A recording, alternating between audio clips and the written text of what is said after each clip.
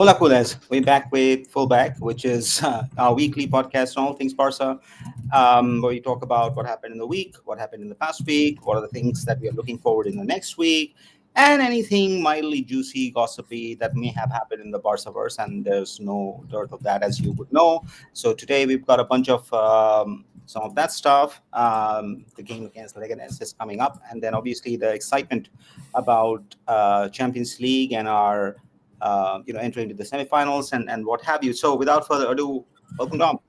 Thank you, Dev. Yeah, it's been a big week for Barca. I think the Champions League obviously being the biggest talking point. So I think it's a good place to start. Once you guys start coming in, we'll dissect that a bit more. But yeah, it's good feelings. I would say, Dev. Good feelings as of right now. We are well positioned to reach the semifinals of the Champions League. We have a 4 point cushion in the Liga, and we are in the Copa del Rey final. So things are looking up for Barca for once in I don't know how many years. Many Things years. in many years, yeah, things are finally looking up, and we are actually enjoying our football, enjoying being Barca fans.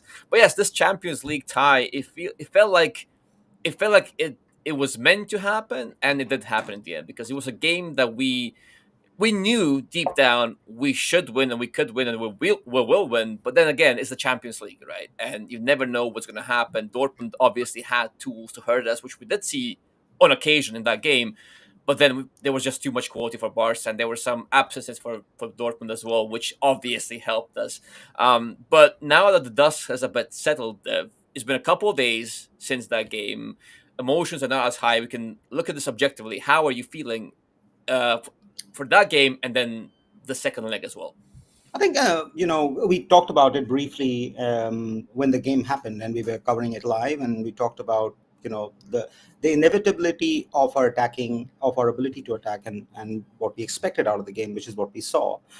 But then, given the context, which is today we have a game with Leganes, which is going to be hard, and then Mhm. going back to Signal Iduna Park, and that's not going to be an easy place to play because they've got incredible fans, just like Liverpool have incredible fans. So it's going to be a hard stadium for Barca to go away and play in. And Champions League is Champions League, and stranger things have happened. So we can't really say that it's done and dusted. But Mhm. Barca have a very good chance to progress. And with Hansi Flick, I don't think we'll commit the mistakes of 2019 or 2018, Mhm. the scars that have left us permanently scarred, as Barca fans would very well understand.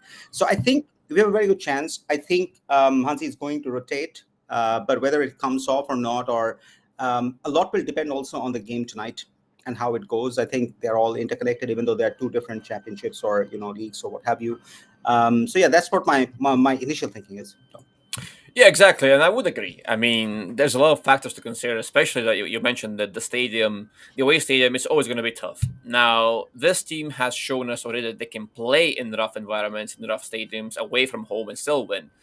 Still bank on their quality, on their cohesion, and just this new mentality that we obviously have with Hansi Flick. Now, it is interesting to think about the approach Borussia Dortmund might take, as opposed to our approach as well, because we do have a team that has nothing to lose. We have a team that is obviously chasing a horrible result, and a team that still wants to try and do something because in the league they might not be well positioned, and that this might be. I don't want to say it's the only thing left for them, but it's something that they want to go for still, right? And it'll be interesting to see how they set up to actually score because they need to score 4 or more goals, right? Which is a tough task against this Barca, against any team, let alone this Barca. So how do they actually go into this team, into this game? Do they go into the game thinking, okay, we can actually do this? It's possible. We have the crowd behind us. We have some quality. We have the tools to hurt this Barca, or do they just go into it and say, okay, it is what it is. We tried our best in the first leg. Now we're done and dusted, and we'll just take it easy. So I it'll be interesting to see. Yeah, I doubt it too. I doubt it too. But I think they're going to come out with all guns mm, blazing. Their league is kind of over, like eighth in the league or what have you. So league's yeah, kind of done and dusted. So there's nothing yeah, to win for them there. It's playing for pride against in the Champions League mostly, and for Niko Kovac to make a statement as a coach. yeah. Because hopefully he's going to stay next season. And Dortmund haven't had the best of seasons this time around. No. So I think they're going to come out of the blocks with everything that they've Mm, got. They've got the Barca high line, which I think they will try and attack. And I They think will. hope for that early goal, because in any tie, once you get a couple of goals early in, and if you do, everything starts Mhm. looking a lot more shakier. Everything starts looking a lot more, vulnerable, and teams lose confidence and what have you. So anything can happen. So I think they're going to try for that initial first 15-minute kind of a goal back in their home stadium. And if that happens, I can tell you that however confident we sound right now, we'll be a lot more, antsy until we get Yeah. the result actually Mm. locked away. Yeah, I think it definitely is true. And when you look back at these big upsets that we've been through with the Liverpool and the Roma, it all starts with those early goals. It all starts with the instant pressure on Barca. And to be fair, Flick's Barca, when they have looked vulnerable, it has been in those opening 15 minutes when they're not in their gears just yet, and you kind of force them to scramble a bit. And then when that happens, they are vulnerable, or as vulnerable as you would want it to be when you're opposition chasing a result. Now this does also mean that they'll be quite open. They'll be not as solid defensively. Compact. They won't be compact. They will be chasing the ball a lot. They will be chasing the result a lot. And if you leave space for this Barca, they will take it. So in that scenario, I just don't see a game in which Barca don't score. Now, Hmm, if Barca score one goal, I think it's done, right? I mean, fine. at this point, it's already kind of done. We don't want to say it's done fully because wild things have happened in the past. But if Barca get one goal and they get a little bit of agency and momentum going their way, I think that's it for Dortmund. They will. I don't know. I do feel confident. Obviously, you can tell that we are confident as a fan base at this point, and we're very cautious of not being too confident, right? Too arrogant even at this point. But I think this team is much different than the teams that have suffered those losses in the past. That is the biggest thing. I don't think Flick will allow anything like that to happen again. I I think would say the that baggage has also been like there was a lot of baggage. A lot of it was. baggage has moved on. The kids are kids. They don't really have the same kind of nervous energy. What I would say, they're different. They're just different people with different life experiences or what have you. So I think the same ghosts won't be affecting us, so as to Yeah. say. Mhm. So I'm not so much worried about that. But as I said, like in any game, you concede early, it kind of gets a little bit nervy. So hopefully we are wary of that. And I think Flick is. Yeah. He's been very vocal about the fact that it's not done. We haven't won. We'll have to go there and win it and play a game worth winning. So I think he's going to take it seriously.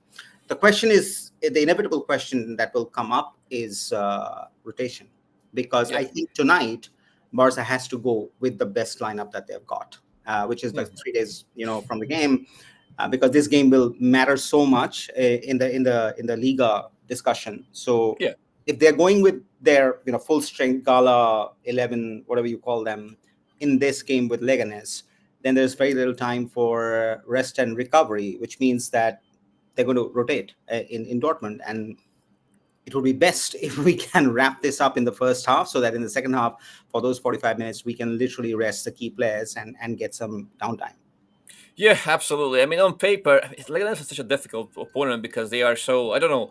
It's difficult to describe them, but looking at the last games they've played, there's like most of those games are losses, right? So they're not doing well in the league. On paper, at least, they're not doing well in the league, and we should be able to wrap this game up. But then again, they did push Madrid to a 3-2 goal fest twice. Was it twice? I think. Yeah, it was 3-2 in the league for Madrid, and then it was 3-2 for them in the Copa del Rey as well, which is funny. I mean, Real Madrid are not the best defensive team in the world, But but still, still, to push them to the point where they have to score 3 goals and just narrowly escape a draw or even a defeat at some points, it is impressive. So this team is not something that we should take lightly. But I do echo your point that I think Flick will do less rotations tonight than he will do on Tuesday, simply because the priority is now shifting to La Liga. Because as much as he wants to say that nothing's done in the Champions League, it still offers you a big enough cushion to actually say, okay, I can rotate a little bit at least.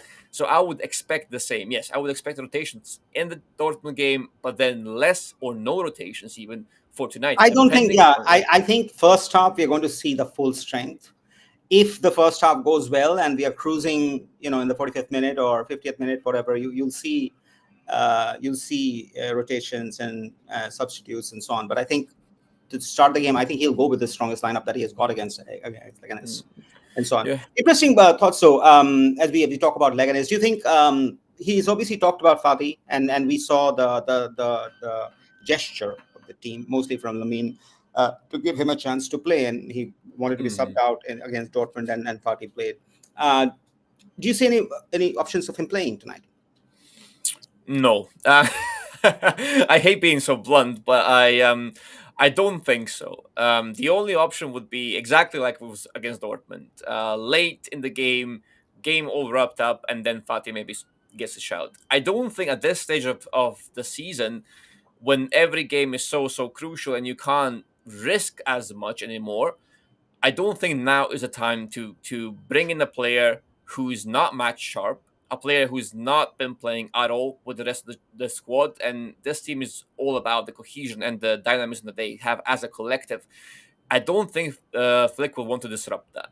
Now, do I see a Fati cameo if the game is all done and dusted? Potentially, maybe. But even then, one thing that I don't really like about Flick's man management as of yet still is even when we cruise, as you said, Dev, even when we cruise, he's sometimes reluctant to make these big changes, right? So even the Lamines and Pedris are often in the game until very late or even the whole games, even when we cruise. Now, lately, he's been trying to manage Pedri a bit more, and even Lamine has had some rest. But generally, I don't see Flick making such big changes, especially because we only have we have less than 10 games to go, and to have Fati as someone you have to rely on now, it just doesn't seem right. That's not slight on Fati, it's just that he's not been playing, and I don't think that kind of a player can make a big impact just because he's not playing. That's it. He's not match sharp. He's not in the thick of it. So I would not expect Fati to have a big role tonight, Dev. Unless we are 4-0 up and then Lamin asks for it, and then Yeah, so that's that's the about way. Leganes, and yeah, I would agree that maybe 5 minutes or 10 minutes, but I don't think anything else is changing out there. Yeah, So, but we'll see because the game should be interesting, and generally, mid-table or slightly down the table, La Liga sides come with a bit in their mouth when they face Barca. We all know that they all want to be their best. They all want to show their best side. So it's not going to be an easy game, but hopefully, we can get the result wrapped yeah, up as yeah, early as possible, and then give the players the rest that they need in these two games. Because after that, there's again quite a stretch till the end of the season, and it's yeah. not going to be easy from that perspective. So, okay, so that's about Dortmund, the game coming up, and kind of some of the thoughts about Leganes. What are the other things that Dom caught your eye this week when we Well, took Barca? yeah. I mean, there's a couple of reports. They might or might not be true. There's some things about Rafinha that we can discuss because Rafinha is a big player in the locker room, a big player on the pitch. He's been one of Barca's most important players this season. Now, there are reports that Flick wants to renew his contract, but then at the same time, if an offer of like 80 million or something like that comes in, Barca will put him on the market and Barca will humor that offer. Now, this is a big question because obviously it's a lot of money.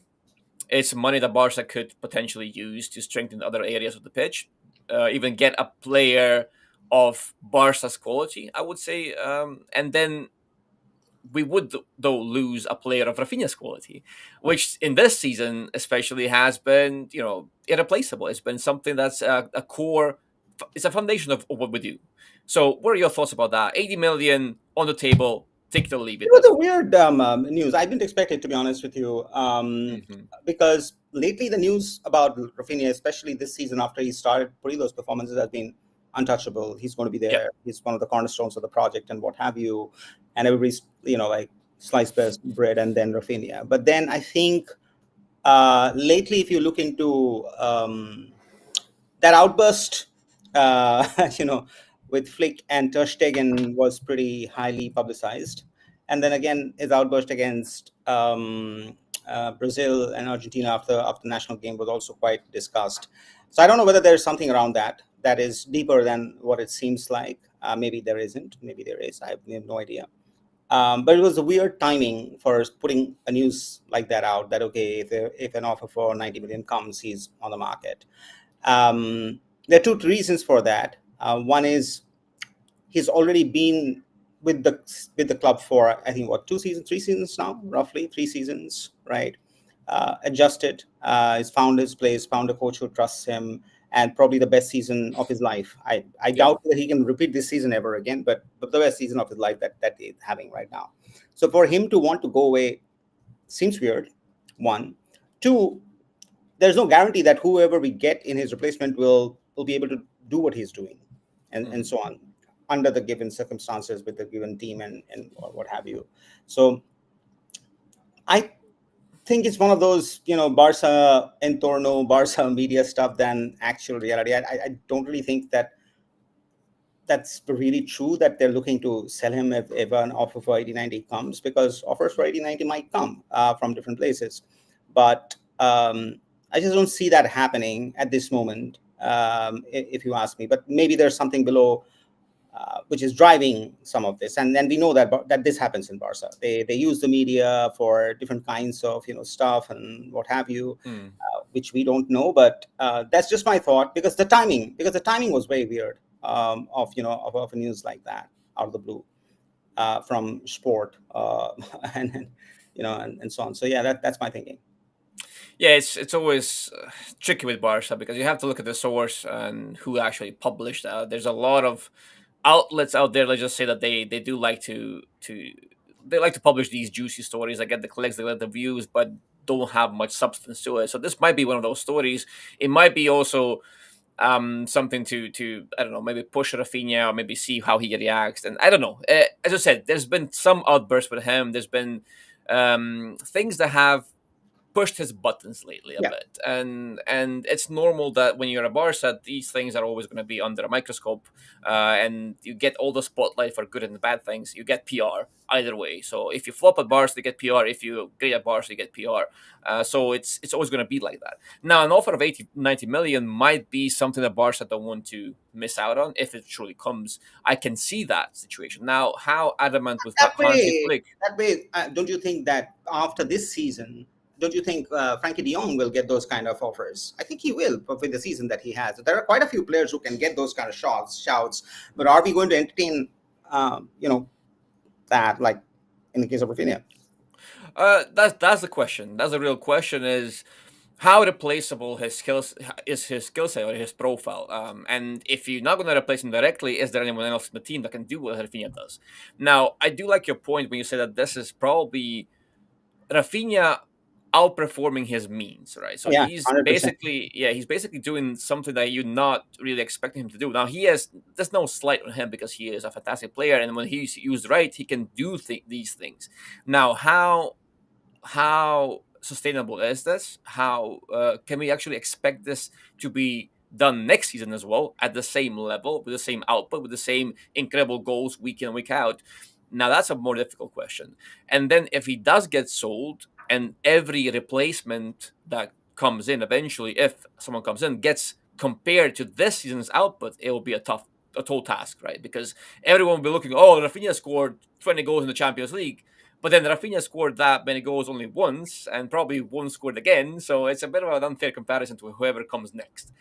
That being said, there's no denying that he is, as you say, the cornerstone of what Barca do. And I do believe that the reports that say that Flick wants him to stay, and because he does make a compatible partner for the rest of the front line, for the Lewandowski and for Lamine, because you do have a nice balance of profiles. So the player that replaces Rafinha would have to fit into that trio. Mold. When you Yeah, exactly that we do have a structure, we have a system, we have a format. Now players fit more or less into that system, and that often determines how well they perform. And if you replace Rafinha with someone else, how does that impact Lewandowski? How does it impact Lamine? How does it impact Balde, who's playing directly correlated to Rafinha as well? So it's a lot of questions because if you remove that one piece of the puzzle, the whole jigsaw changes, the whole outlook changes. So it'll be a tough thing to do. But then again, I can see a Barca entertaining a big offer for one of those cornerstone players. Let's call them that way. I don't think we lose both Frankie, Rafinha, and Araujo in the same window, but one of those players we might lose. We might lose, Yeah, depending on depending on how. our financial fair play, because I don't think that has been sorted yet. There are all kinds of noises, but I think it's to be assumed that La Liga hasn't accepted the seats, money, Mm. and now Barca is running or rushing to get the seats ready. But it's weird because it will just be those seats that will be ready and not the rest of the seats, because they have to show proof that it is an existing asset and what have you. So they're going to build that out, and then how that conversation goes, because obviously with La Liga, the relationship is not at its best with what's Yeah, happening right now. There are too many court cases, too many. We want this, you want that. We don't like this. We'll oppose you on that, and that's happening consistently. So I don't think La Liga is going to be making it any easier for Barca as we enter into the transfer season, and at that time, there might yeah, be a need to actually sell, as you rightly said. But who's the one? Who's the one we sell? That's the question. But even with that, I think Deco is the one who got Rafinha in. Why would Deco want to sell him of all players is yeah. something that I didn't understand, Strange. and so on. So, all kinds of questions. So it felt a little bit of one of those Barca media, so-called infamous leaks than any real Could be. substance to the news. But what do we know? We don't know. What we don't Yeah, know. we don't know. We're not That's journalists. We don't have any sources, so we don't know. It just felt what it felt. But hopefully, if it's a winning project and the team ends up winning, silverware and important silverware, I think there's merit in keeping the core of the side together, and hmm let them build with Hansi, because what we are hearing is also Hansi has actually extended till 2027, which is great news. And we need to talk about that hopefully after this. Um, but if that's happening, he will also probably prefer a core that he can trust on and build his project and, fine tune his project around and so on. So hopefully that happens.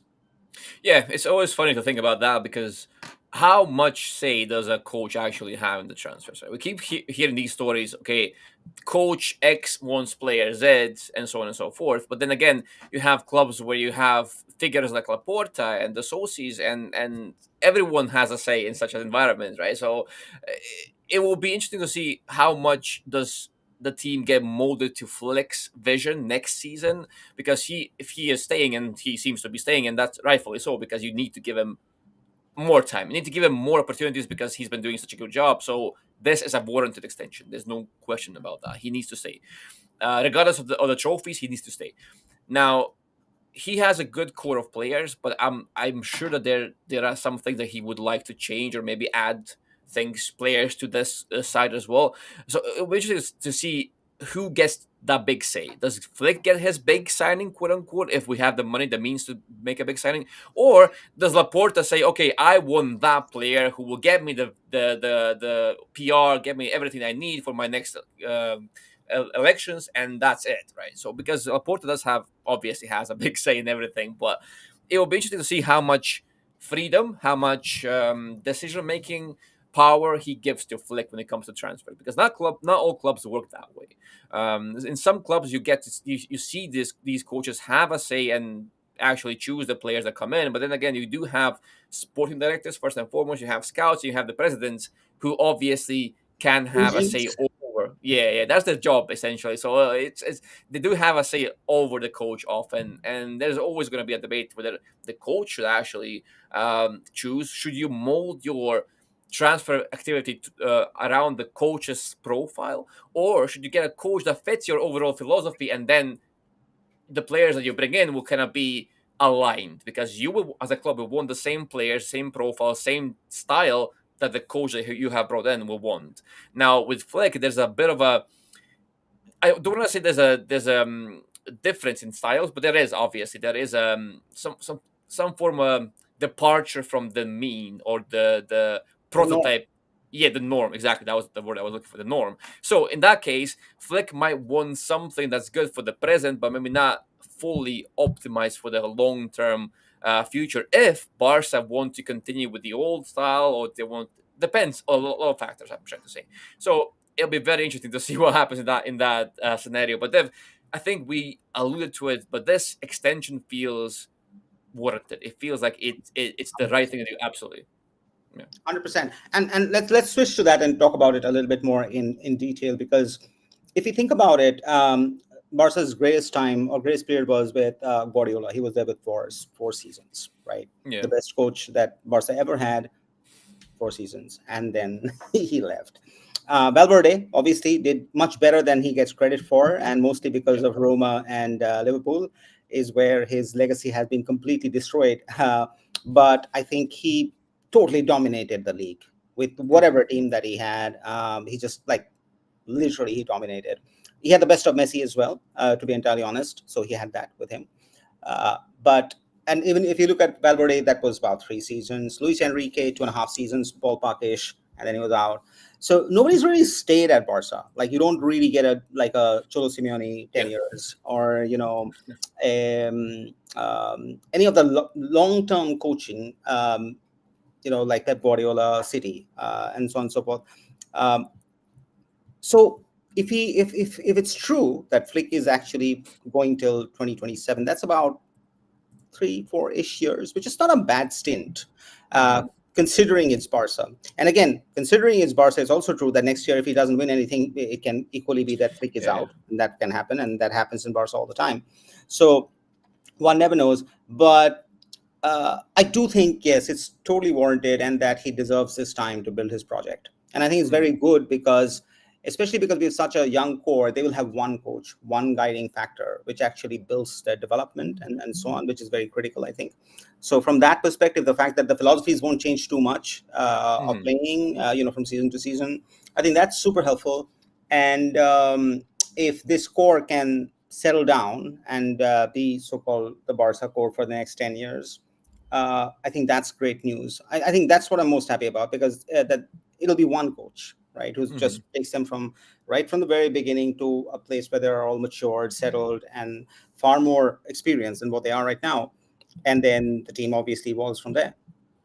Yeah, you need that. You need obviously need a bond, but you also need some time to create a project that's worth the ages. It's going to define an era. You can't do that in half a season or 1 season, even with players that are still teenagers, are still under 18, some of them, right? So it's very difficult to create this generational team so quickly and with players that obviously need a lot more maturing and developing regardless of how good they are. I mean, we have players who are at 17, 18, 20 years of age who are much better than most elite players out there who are in their prime years, but that said, they're still developing, they're still maturing. So we don't know. We can't say that this Barca is a finished product. It's far from it, and the Flick needs some time to actually create a project that can be stable enough throughout the years, because we are flying very high now, but the fact that we have such a young team, it does make us a bit unpredictable, a bit unstable, because we don't know how these players are going to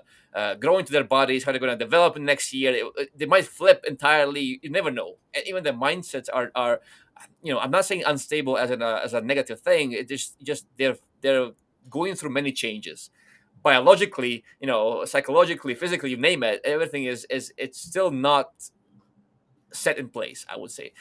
So it's very difficult to predict anything, because football and development in football is not linear. Just because one player is good when he's young doesn't mean that he'll be great when he's older, and vice versa as well. If a young player is struggling when he's young, doesn't mean that he will keep going down. He might improve, he might not improve. Well, there's a lot of aspects to consider. So Flick definitely needs time, and I think this extension will give him enough time to create something that's great, and he is on course to create something great. Now his CV is already has a treble on it, which is obviously fantastic. But then again, that one treble is that's it. That was his peak, and then it kind of fell off. So we have to see how willing and capable is Flick of actually creating a project that can last for a longer period of time. I think that's where he is still untested to a certain degree, Dev. But we'll see. Yeah, I mean, if I think even he is looking for that redemption as a Mm-hmm. coach. That I won everything. I probably deserve more credit than I get, and you can Mm-hmm. see that steel is in him to prove himself, and that's why he took on this project. Yeah. Uh, it was basically to prove to the world, and it's like a redemption kind of thing. So obviously he has that intention to prove that he's among the greats. And with this extension, he obviously gets that opportunity of building some sort of a legacy, for the lack of a better word, in case Barca can win something this year and they go on to win important trophies in the next couple of years. That Mm-hmm. probably he stays with us. But beyond that, I mean, from extension, legacy, and team, what I wanted to know what it does to the Barca playing style and the way Barca. There's no doubt, like yeah, we still so-called Barca DNA and whatever, all of that stuff. But Hmm. aside, the team has changed. The way they Yeah. play football has changed, 100%, right? Um, are we looking at that change, which is going to be a real shift in the way or the philosophy or what have you of the club for the next 10 years or a decade or what have you? Is Flick really ushering in a change in style, right? And Hmm. that's what he will leave Barca with. Or is it more of a personal thing? Because that's what I'm more interested in. Like, okay, Flick will come, then somebody else will come, and people will come and coaches will come. But for years, we have been defined by that philosophy, and we are still holding to that philosophy. I'm not saying that we have deferred, but there's definitely a change in the way we are playing right now, and I don't see him changing that if he goes next year or the year after. Yeah, I don't think he's going to change drastically and suddenly become a different coach. That's not going to happen. But it's also that's why it's important the club signs coaches that align with their overall philosophy, because if there's a massive departure from that philosophy and then you invest all these resources into a coach that is massively different from what you want to be as a club, and then when that coach leaves, eventually it leaves you with players that are incompatible with your overall philosophy, right? So the most important thing for me is that Flick is actually now adjusting this the tactics, the structure, and the approach to the players that he has. I think that has been his shtick since he came in, adapting to the players and playing a style that suits the players and playing in a way that gets the maximum out of his players. So in that regard, I'm fairly confident that this is something that can be longer term. It's not a one season wonder, because the players that we have are young. They are for the long term, but they're also playing in a system that is actually benefiting them, making the most out of them. So in that sense, I don't see it as a big problem. I think if Flick stays, and he's going to stay, the style of play that we're playing is still aligning what we can do. It's just adapted to the current, let's say, the current vision of football as well, because we are adapting to what other teams are playing as well as adapting to whatever we are doing as well. So in that sense, I don't see it as a big problem, because I think Flick is doing well, and he's adapting to what we have, and what we have is mostly La Masia, is mostly in-house players who are going to be here for the long term. So he's creating a system, he's creating principles and aspects that are going to stick with these players that we are planning to keep for a long time. So from that perspective, yeah, Let's absolutely. take a question from one of the viewers, which is basically which are the signings which you think realistically can happen, and the ones you want, and other come both. And again, it doesn't really work with based on what we want or not want. Is based it happens based on what the really club needs, and a lot will be defined by financial fair play or good offers that come through, or a player wanting to move away because he's got a better offer or what have you, and those things can happen. Or Flick saying that I really want this player or something like that. So there are multiple correlations. It also will depend largely on how the season ends, right, and what Barca actually achieve. How many, do we win anything realistically? Do we win big? Do we win small? Is it like huge? Is it like a little bit? Whatever. So I think that's going to define, the signing strategy. But let's assume the big ones. So let's say if Ronald Araujo goes, because he's been talked about that he might leave. So then I think, yeah, maybe it's highly possible that a Jonathan or a player like a Jonathan Tah comes in. I think that's, let's assume Frankie de Jong leaves. I think it's very hard right now given what we are hearing, but let's assume that happens. I think we have been um, linked with certain midfielders out there or attacking midfielders out there, which will again come back into question. But the fact is, like, we have so many midfielders right now. Even fitting them in is a challenge because if you think about Marc Casado and Bernal coming back next year from ACL, and let's assume that they are okay, and let's assume that Gavi gets his form back, and let's assume Firmin continues to play the way he is playing, and let's assume Pedri is the cornerstone of that midfield. Do you need more midfielders to come in? That's a question. I don't know. Dom, would love your thoughts on whether we need a replacement for, let's say, a Frankie de Jong should he go. Then we also have players like Rafinha, who are, or players like Nico Williams, who might be signed, and so on and so forth. So these are the ones that are realistic, I think. I don't think an Isaac is realistic. I don't think, um, while we are doing a series on, possible like Akore, Seshko, Ekitike, there are lots of names, but I think at this moment, any of them are realistic to actually come and join the project. But Dom, what are your thoughts? I would say that realistically, the players that we could bring in, I think Nico Williams. I even tweeted a while back. I think realistically, and the most sensible approach would be to get Nico Williams and Vanderson as players who can actually cover multiple positions, are fairly cheap, not the cheapest, but fairly cheap overall. I think those two signings would be feasible for Barcelona. Don't break the bank, but while still covering positions that we need covered. Now, on top of the midfielder issue, there's also a goalkeeper issue because Yeah. we don't know, is Chesney going to stay? Should he even stay? Because it's been a great season for him, but again, we brought him But out he's of not a long-term retirement. answer. We both know that. He's Exactly, not a long-term answer. exactly.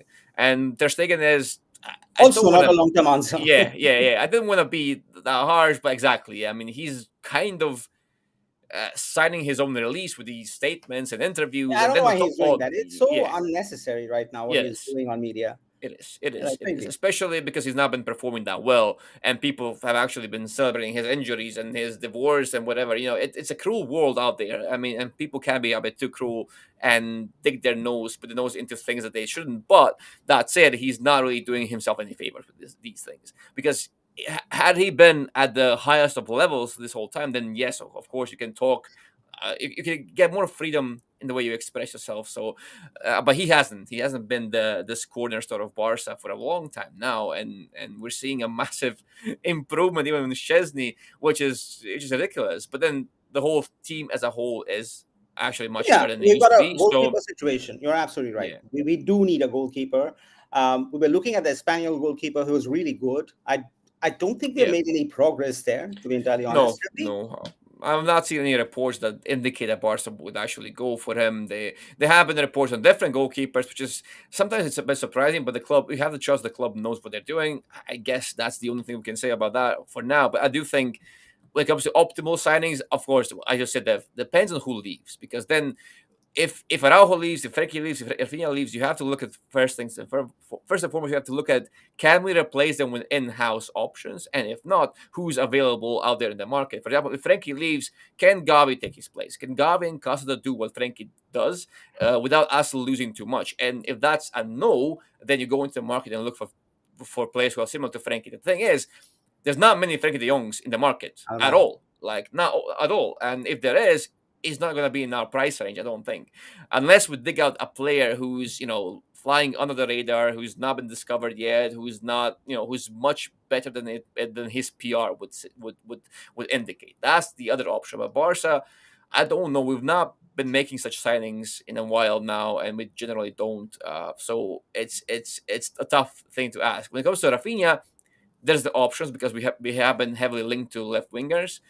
None of them are really Rafinha profiles. I would say that's going to be a big difference then, but there are quality options nonetheless. That I think so. In that kind of tells me, okay, maybe an Araujo sale or even a Rafinha sale is more likely than a Frankie De Jong sale at this point, if Frankie continues this and continues being such an important piece for Flick, which hopefully he does. To be honest with you, Hopefully, yeah, you're right. Okay, let's take another question. What's your guys' thoughts on Pim Junient? I think he's pretty good, and I think we are working on some La Masia profiles, so you should look out for that to come out. And Don's been researching for a while, and we've been curating some content in terms of what building on video and what have you. So yes, Quinn Junient was one of those players that we were thinking about, but from the little that we have seen and the little that we saw him in preseason, pretty good player. One of those from La Masia who are scheduled to be to make yeah. appearances in the first team somewhere down the line. So obviously has a lot of talent, but there are quite a few like that in B even now. So that's also another question to be discussed. That okay, because of the exodus that happened, a lot of B players got like very rapid transition and progress into the first team, which happened just like we just saw that happening. Um, and before that, you would have seen that for years, because Barca's score was so settled, most of the B players had to leave. and go Mm. and find their career in other places. Now, is there space for more B players to come into this team, or is it being locked and then you have the score and then you just build around that? That's another thing that is going to be interesting to watch out for. If there's an option, I think he's a player who can make his position or who can play for the first team. Whether he proves himself or not is another thing. But I think there's an option for you. Sure, I don't. Yeah, there would be based on quality. There would be. I mean, he's a not very young midfielder. That I mean, usually a left center midfielder, I would say, but he can play obviously a bit higher up as well if you need him to. Now it will be difficult because the timing might be a bit rough because we do need a bit of a balance of experience and youth because we have a lot of youth and maybe not much experience at the moment. But then again, his best position is the left center midfielder, eight, so a left-sided eight. That's what Pedri likes to play. That's what Gavi likes to play. That's what Torre can play as well. It's a bit crowded in there, and to bring in Quim as well and give him significant or meaningful game time and give meaningful development is very tough. But on the other hand, you have a B team that's obviously struggling, that they're not really in a good place at the moment, precisely because they are losing so many quality talent to the first team. Which it's always going to be the purpose of the B team is always going to be to feed the first team and bring in quality to the first team. However, that inevitably and significantly weakens the B team and what they can do, how they are developing, how they are creating a collective, a cohesion. So it's tough. I see him as a great talent. Obviously, he's often head and shoulders above everyone else when he does play. The ball is stuck to his feet. He has a great understanding of his surroundings and his teammates and his rivals as well. And in that sense, he can be someone who runs the game. But that is exactly what Pedri does as well. And Pedri can be a creator, he can be a deep presence, and Quim can be the same thing. Now, he can't play over Pedri, and Pedri has his best role locked in. So it's a bit of a timing issue, I would say. If if we sell some players in the first team and there is a bit more wiggle room to give him some meaningful game time, then yes, obviously you can look at it. But at the moment, I just don't see a big step up from anyone just because the timing seems a bit off and Barca's midfield is what it is at the moment. Oh, you muted. Yeah. Yep, I mentioned. We'll take this question because I found this really interesting, and then go back to the style question for Barca with Flick's extension. But let's take this one first. A bit worried about Arsenal in the US, in the UCL, and yes, they have a physical. Yes, they don't have like so-called strikers, but they have willing midfield runners, as you rightly pointed out, who can attack the offside trap, which is so useful for Barca. So yes, there is merit in thinking about that. Um, but that said, like it will be two contrasting teams. Like Arsenal are pretty good defensively, I would say. Um, Flick will play Flick's style. In a situation where they come together, I'll come after you talk about it. But Dom, why don't you take the first shot at it? I think I think Arsenal are the best defensive team on the planet at the moment. I think their mid and low blocks can often be impenetrable. I do agree that midfield has more physique, more is more robust than our midfield. They can run a bit more. They are very good at actually out muscling and out dueling you. That's what they can do. Like they are excellent in set pieces. I think if you do give them a set piece, they are always a danger. Not just for free kicks. I know everyone talks about the Rice free kick, but that happens, once in a Yeah. blue moon anyway. So it's not that sustainable, but it is something that he can do. Yeah, obviously, Rice has excellent ball striking. He is a fantastic player overall.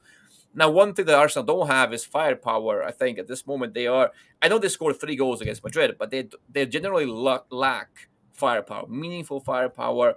They lack transitional weapons as Right. well.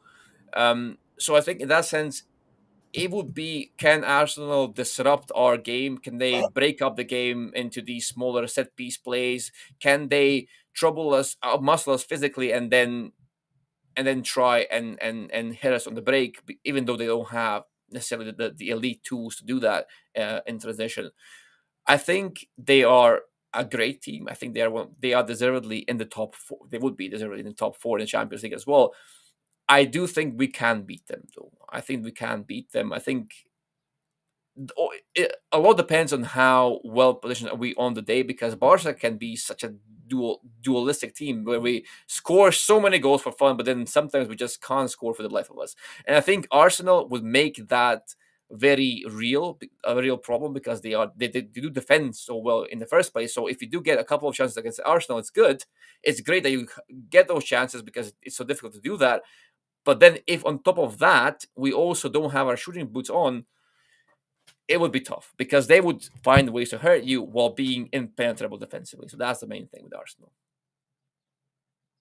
Yeah, I would agree. But and my thought was similar. I think it'll be hard to. It'll be a difficult game, but I do think we have enough to get across the line. There are two reasons mostly. I think one is momentum. The team is in phenomenal momentum, and I hope it continues. Momentum is something that builds from game to game, but they are in a spot of momentum. There's a lot of belief. There's a lot of you just said that energy that you see in winning teams. This Barca has that right now, at this moment, Mhm. correct? And that's Mhm. huge. That is Yeah, psychology is such a big part of this whole thing. Uh, and with Arsenal, they've still not won anything. This team is so good. Arteta is so good, and he's been there for a while. And this team has been there for a while, but they haven't really won anything big of repute.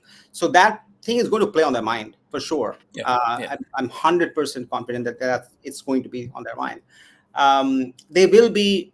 I, I'm not saying that Madrid can overturn the tie, but Madrid is also not going to sit back and just let it happen. They're going to come at them at the Bernabeu. Whether they win or not, that's separate, but they're going to come at them because it's yeah, also Ancelotti has to prove something. Otherwise, Ancelotti is out. Mostly, he's out after this yeah, season, right? So he's going to come out with something, and that's going to write them rough in that game. Plus, they're not really winning the league in England. So I think there are a lot of other factors that we need to keep in mind from that perspective. So I think yes, we have it in us to beat them, but yeah, it's not going to be easy. To Dom's point, if you get chances and you miss, right, yeah, which we do often sometimes, and we don't capitalize on those, and then you have 75th minute or 80th minute, and there's this dumb long ball, and it's beyond our high line, and there's a foul, and there's a set piece, and Arteta is going to play for that. He's going to play for that, and he's going to play for that with Saka, with Rice, and so on. He's going to do that, um, and you concede, and then what? Then that's it, literally. Then it's going to be hard, um, but I think yeah, but keeping that in mind, I think we have enough of transitional power. We have enough of just pure good football right now that we are playing at this moment. Um, that we should be able to take care of them. yeah. I would hope so, but I think yes, they won't give you many chances, and if you do miss the very few that you get against them, then you're in trouble, obviously. So that would be the main thing. Okay, let's Okay, go back yeah. to the style question and then possibly wrap up this one. Yeah. Dom, is Flick bringing a change in the famous Barca style for the next decade? I think he's definitely tweaking it a bit. He's not. He's very careful not to distance himself too much from it. I think we can still see shades of Spanish football, great shades of Spanish football in there, but there's definitely a German flavor to it as well. I would say that the German style is kind of the side, while the Spanish is still the main dish, if you want a reference like that. Because Barca are still all about what they do in possession. They're still all about controlling you and being the dominating force and being and having all the agency in the game. That's what Barca is still all about. Now, Barca will obviously play around you. They will play through you. They will play over you. They will use anything. The best thing about Felix Barca is that they can hurt you in multiple ways. If you give them space, obviously they're going to go for a very quick, penetrative move because you've given them the opportunity to do so. So why not take it? But if you do sit a bit deeper and you force Barca, so to speak, into this more patient build up and this more systematic approach, they can also do that as well. So I would say that yes, this is a bit of a departure, but Flick is very careful not to make it too big of a departure. So he is still his main focus is still on what makes Barca Barca, but then he has added a bit of flavor to it with his own style, with his own German school of football, I would say. So it's a good thing. I would say it's a good mix, healthy mix. Last interesting point, because this is interesting. I mean, the TL always talks about Chelsea and Ter Stegen, and goalkeeping is always in this discussion in Barca. Yeah. But here's the take, which that our defensive improvement has not been because of Chelsea, and that if Ter Stegen came back, it would actually be better because of his passing and so on. Um, yes, I don't think our defensive improvement has been because of Chesney, but I do think he's a better goalkeeper in terms of saving shots, which is critical in knockout games, than Ter Stegen. Number one. Second, Ter Stegen has been out for a while. Even if he's an elite goalkeeper, how much do you trust him to come back and just start performing at the business end of the season, where one mistake can be the end of you from a competition or a game or a complete series, right? So that's number two. Three, Chesney's got momentum. Again, so important. You can't define momentum, but he has momentum right at this moment. And then from a passing perspective, I think, yes, Ter Stegen is a good passer, but I think we've got the passing locked in with Kvaratskhelia and Inigo, and even Araujo to an extent, and Garcia and so on. So I think we have passers. I don't think that's a problem anymore in our defense to pass the ball out. Um, so I don't know. Like we are hearing, obviously he's going to come back and whatever. But Dom, what's your take on this? I think there's some merit to it. There is something to consider because Ter Stegen's passing would still be better than Szczesny's. Although Szczesny's passing has been really good. I think it's been as good as we needed to be. Now the thing with Ter Stegen's passing is, yes, we consider it elite. We consider it top of the pile, top of the mountain. However, just before his injury, it was his passing that was concerning to me as well because he was obviously taking a big dip at the same time as his shot stopping as well. So before his injury, Ter Stegen was actually he was a shadow of his former self. He was not the player that we knew. He always had his flaws, but then those flaws were somehow getting a bit more exposed, more highlighted. Now it is very true that a goalkeeper's performance or just the perception of the goalkeeper is very much defined by the whole team or how the team defends as a unit, and we have improved in that as well. So that does make Chesney look a bit more composed, maybe a bit more better in the numbers as well. But to be fair to him, he has been making big saves as well at the same time. There's no denying it, and we don't know if Ter Stegen would have made those same saves. We can't say that he would or would not have because it's a hypothetical situation, but the big saves cannot be denied by Chesney, and I do agree with Dev. I don't think that Ter Stegen fit or not fit should be anywhere near this That's team what I this think. season. Not this season. He should Next come season, back next yeah, season, take yeah, his yeah, rest, do his yeah, thing, yeah, come back next season, yeah, and then we see what happens. But I think in this season, given where we are, the momentum, the timing, the context, everything taken together, I think he should just sit this one out and yeah, just yeah, watch it from yeah, the like. He can play if he have won the league. Maybe he plays a game or what have you. But I think in the games where we have skin in the game and there's nothing won, I think I think he just sits yeah, this one out from that yeah. perspective. So hey, that was great, guys. That's mostly we talked about Flick and his extension. We talked about the game of Leganes, Dortmund, and obviously some of the other stuff around potential teams we can face in the Champions League, be it Inter or Arsenal. And we'll be doing more previews. We'll be doing more reviews of the games as they come up. So do keep a watch. And with that, I think. Yeah. Stay safe, take care, share the content, come and watch us. We hang around. We love hanging around with you guys. So, okay, and we